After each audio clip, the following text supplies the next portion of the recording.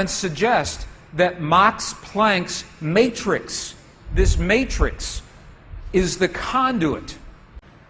Now, the idea that everything is connected is a very old idea.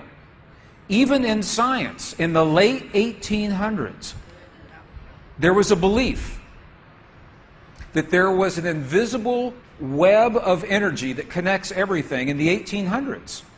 And scientists were in a very heated debate, very controversial, as to whether or not this field exists.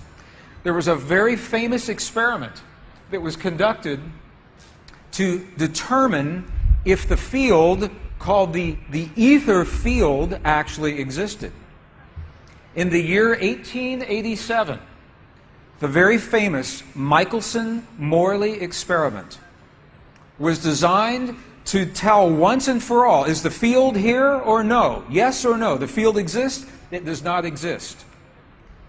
In my opinion, it was a good experiment. However, it was poorly interpreted. For over 100 years, our science has been based in a belief that is incorrect. It's incorrect.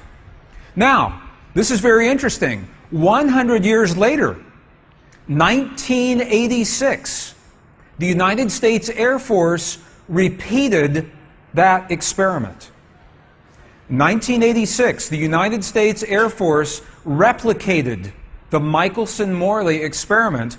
They published the results in the very prestigious journal Nature, the scientific journal Nature.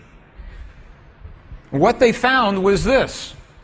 They repeated the experiment with good equipment, much better equipment.